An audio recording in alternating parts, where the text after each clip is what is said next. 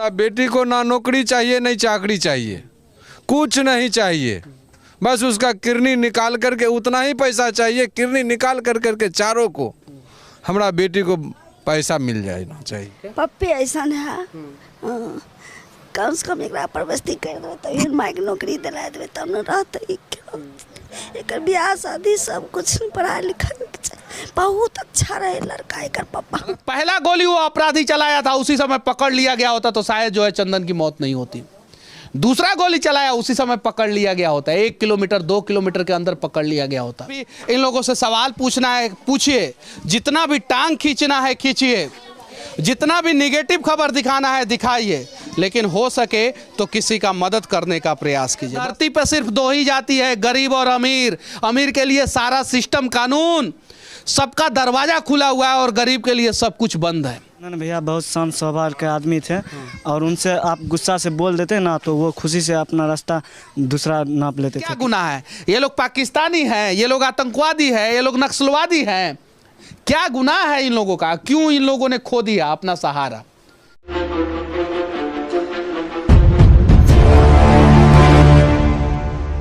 बेगूसराय में जो गोली कांड करके अपराधियों ने तांडव मचाया, 30 किलोमीटर तक लगातार गोली मारते रहे, लगभग 11-12 लोगों को गोली लगा, जिसमें से चंदन कुमार की मौत हो गई। उन्हीं के घर पे अभी हूँ और उनकी ये पत्नी है, 1.5 साल पहले सिर्फ शादी हुआ था। जरा सोचिए इनका क्या गुनाह था। उनकी दादी है ये, उनके सारे परिवार वाले हैं ये लोग। ये छोटी सी बच्ची जो 8 महीना की है उसका क्या गुनाह था?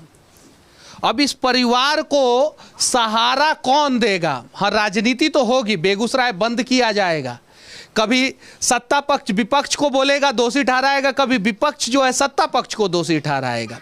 लेकिन आखिर बिहार में अपराधियों का मनोबल इतना क्यों बढ़ गया है जो 30 किलोमीटर तक बेगूसराय, जहां पे बरौनी जैसा रिफाइनरी है, अनेकों फैक्ट्री है, पेप्सी जैसी कंपनी है, वहां पे गोली चलाते हैं और सड़क पे किनारे पे जो भी आदमी रहता है उसको गोली मार देते हैं और उन्हें पकड़ा तक नहीं जाता है। जरा सोचिए, अगर पहला गोली वो अपराधी चलाया था उसी समय पकड़ लिया गया होता तो शायद जो है चंदन की मौत नहीं होती। दूसरा गोली चलाया उसी समय पकड़ लिया गया होता, 1 किलोमीटर 2 किलोमीटर के अंदर पकड़ लिया गया होता। सीसीटीवी लगा हुआ है, फिर भी उसके बावजूद भी जो है ना, इन लोगों का क्या गुनाह है? ये लोग पाकिस्तानी हैं, ये लोग आतंकवादी हैं, ये लोग नक्सलवादी हैं। क्या गुनाह है इन लोगों का? क्यों इन लोगों ने खो दिया अपना सहारा? कभी आप लोगों ने सुना है कि नेता मर गया हो, गोली मार दिया गया हो, नेता का परिवार वाले को गोली मार दिया गया हो? उनको तो सुरक्षा मिल जाता है, इस परिवार को सुरक्षा कौन देगा? बनिए ना सहारा इस औरत के लिए, इस बहन के लिए। मैं बिहार के लोगों से विनती करना चाहता हूँ, मदद करते हैं ना तो आइए इस बहन के बारे में पहले पूरा जानकारी ले लीजिए और हो सके तो इस बहन को मदद कीजिए। कर सकते हैं? नहीं कर सकते, हमें पता है। इस दादी को मदद कीजिए, इस परिवार को मदद कीजिए। यहाँ पे सभी औरतें हैं, इन लोगों को उम्मीद है कि कोई तो आएगा मसीहा और इनको मदद करेगा। अब मैं क्या पूछूं इन लोगों से? मेरी मजबूरी है कि ऐसे जगह पे जाने के बाद पूछना पड़ता है। अगर नहीं पूछेंगे तो आप लोग कहेंगे कि खुद बोल के जो है चला आया। कैसे थे आपके पति? कितना प्यार करते थे? अब कैसा महसूस कर रही हैं? क्या किया जाए? कौन है आप? कितना दिन पहले शादी हुआ? कितने बच्चे हैं? क्या करूं हम? क्या करें हम? बताइए।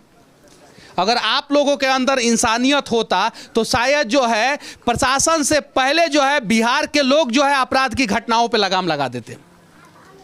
लेकिन हमें कोई मतलब नहीं है, हर चीज़ को जातीय रंग दे देना। विधायक जी हमारे जाति के हैं तो विरोध नहीं करेंगे, सांसद जी हमारे जाति के हैं तो विरोध नहीं करेंगे।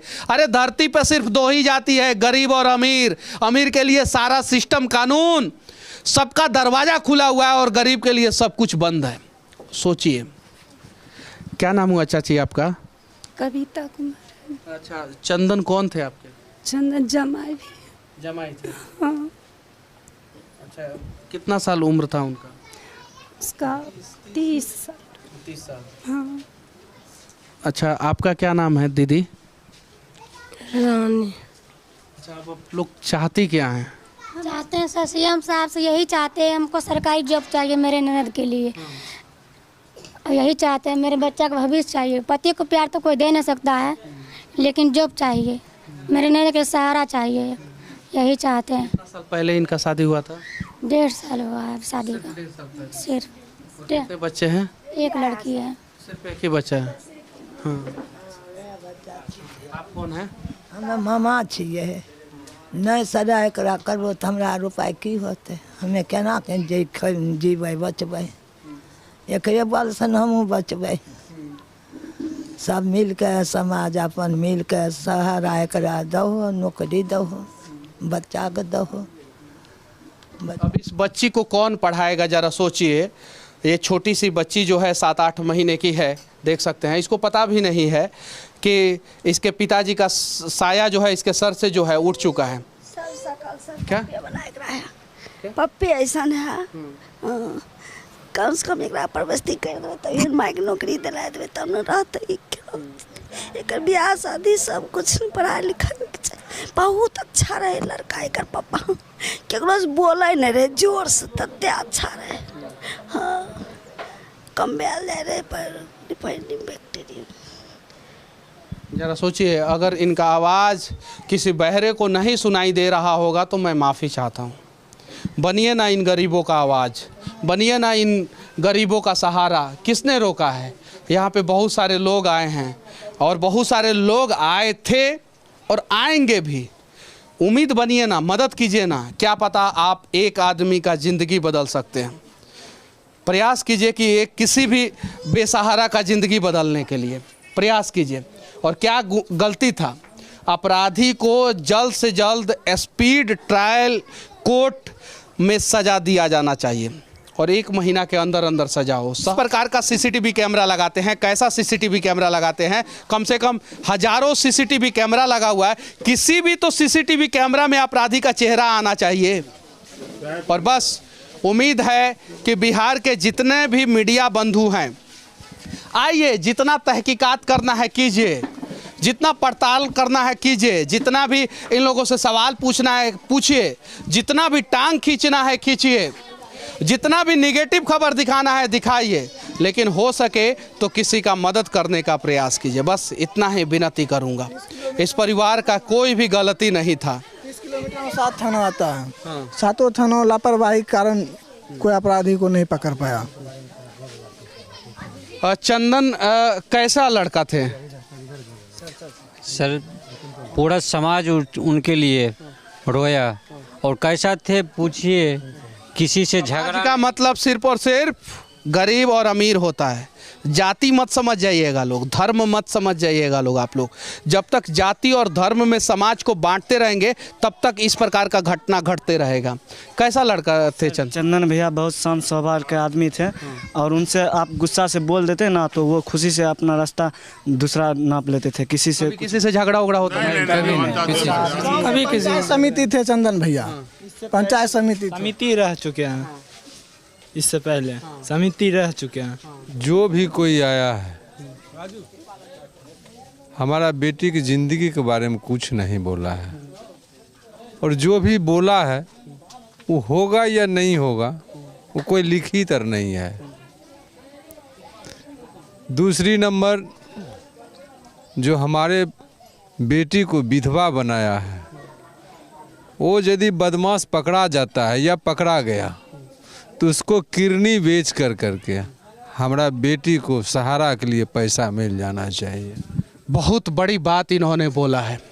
उस अपराधी को फांसी पे लटकाने से पहले उस अपराधी का दोनों किडनी बेच दीजिए, लीवर बेच दीजिए, और उससे कम से कम 5 करोड़ रुपया आएगा और इस बच्ची को मदद कीजिए। ये अपने आप में भारत के इतिहास में एक नया बदलाव होगा कि जो भी अपराधी किसी भी प्रकार का अपराध करते हैं, अगर वो पकड़े जाते हैं और उन पर दोष साबित हो जाता है तो उनका किडनी लीवर बेच के जो है ना पीड़ित परिवार का मदद किया जाए। बहुत बढ़िया चाचा जी।